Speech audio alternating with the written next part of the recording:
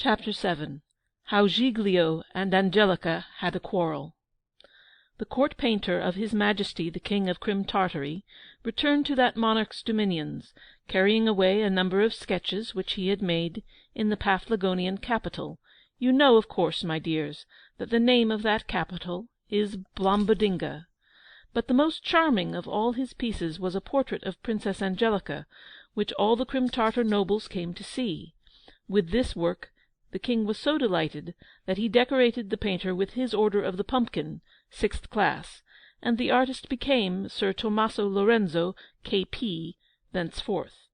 King Valoroso also sent Sir Tommaso his Order of the Cucumber, besides a handsome order for money, for he painted the king, queen, and principal nobility while at Blombodinga, and became all the fashion, to the perfect rage of all the artists in Paphlagonia, where the king used to point to the portrait of Prince Bulbo, which Sir Tommaso had left behind him, and say, "Which among you can paint a picture like that?"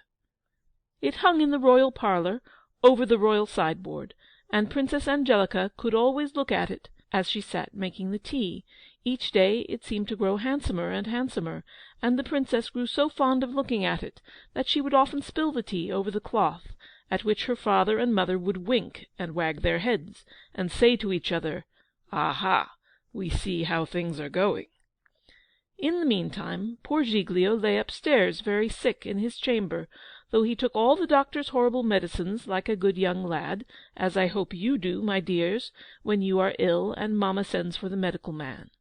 And the only person who visited Giglio, besides his friend the captain of the guard, who was almost always busy or on parade, was little Betsinda the housemaid, who used to do his bedroom and sitting-room out, bring him his gruel, and warm his bed. When the little housemaid came to him in the morning and evening, Prince Giglio used to say, "Betsinda, Betsinda, how is the Princess Angelica?" And Betsinda used to answer, "The princess is very well, thank you, my lord," and Giglio would heave a sigh, and think, "If Angelica were sick, I am sure I should not be very well." Then Giglio would say, "Betsinda, has the Princess Angelica asked for me to-day?"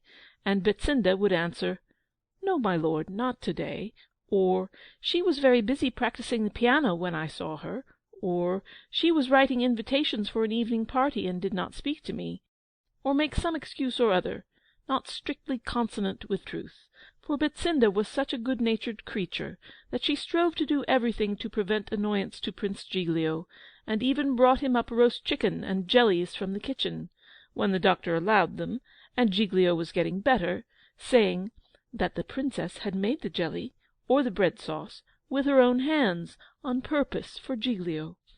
When Giglio heard this, he took heart and began to mend immediately, and gobbled up all the jelly, and picked the last bone of the chicken, drumsticks, merry-thought, sides bones, back, Pope's nose, and all, thanking his dear Angelica, and he felt so much better the next day that he dressed and went downstairs, where, whom should he meet but Angelica going into the drawing-room.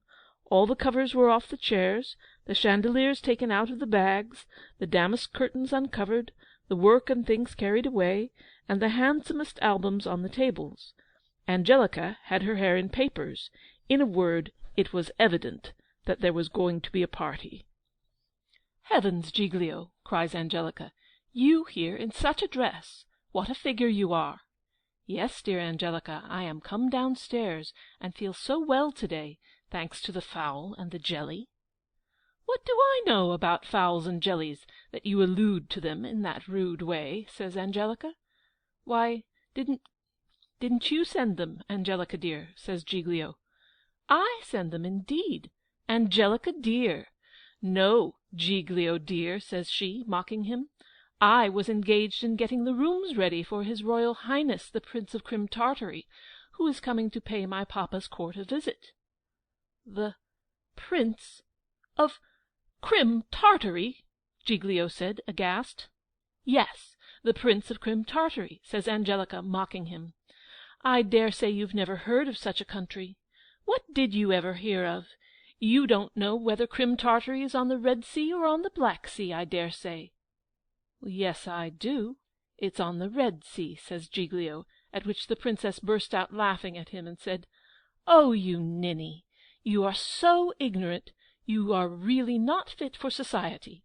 You know nothing but about horses and dogs, and are only fit to dine in a mess-room with my royal father's heaviest dragoons. Don't look so surprised at me, sir. Go and put your best clothes on to receive the prince, and let me get the drawing-room ready." Giglio said, "Oh, Angelica, Angelica, I didn't think this of you. This wasn't your language to me when you gave me this ring, and I gave you mine in the garden, and you gave me that k—" But what k was we never shall know, for Angelica, in a rage, cried, "Get out, you saucy, rude creature! How dare you to remind me of your rudeness? As for your little trumpery tuppenny ring, there, sir, there!" And she flung it out of the window. "It was my mother's marriage ring!" cried Giglio. "I don't care whose marriage ring it was," cries Angelica. "Marry the person who picks it up, if she's a woman. You shan't marry me. And give me back my ring. I've no patience with people who boast about the things they give away. I know who'll give me much finer things than you ever gave me. A beggarly ring indeed, not worth 5 shillings. Now Angelica little knew that the ring which Giglio had given her was a fairy ring. If a man wore it, it made all the women in love with him; if a woman, all the gentlemen. The Queen, Giglio's mother, quite an ordinary-looking person, was admired immensely whilst she wore this ring, and her husband was frantic when she was ill. But when she called her little Giglio to her, and put the ring on his finger, King Savio did not seem to care for his wife so much any more, but transferred all his love to little Giglio. So did everybody love him, as long as he had the ring, but when, as quite a child, he gave it to Angelica, people began to love and admire her, and Giglio, as the saying is, played only second fiddle. "Yes," says Angelica, going on in her foolish, ungrateful way, "I know who'll give me much finer things than your beggarly little pearl nonsense." "Very good, miss. You may take back your ring, too," says Giglio, his eyes flashing fire at her, and then, as if his eyes had been suddenly opened, he cried out, "Ha! What does this mean? Is this the woman I have been in love with all my life? Have I been such a ninny as to throw away my regard upon you? Why, actually, yes, you are a little crooked." "Oh, you wretch!" cries Angelica.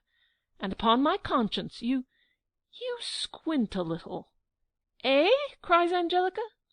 "And your hair is red, and you're marked with the small-pox, and what? You have 3 false teeth, and 1 leg shorter than the other. You brute! You brute, you!" Angelica screamed out, and as she seized the ring with one hand, she dealt Giglio 1, 2, 3 smacks on the face, and would have pulled the hair off his head, had he not started laughing and crying, "Oh, dear me, Angelica, don't pull out my hair, it hurts. You might remove a great deal of your own, as I perceive, without scissors, or pulling at all. Oh, ho, ho! Ha, ha, ha! He, he, he!"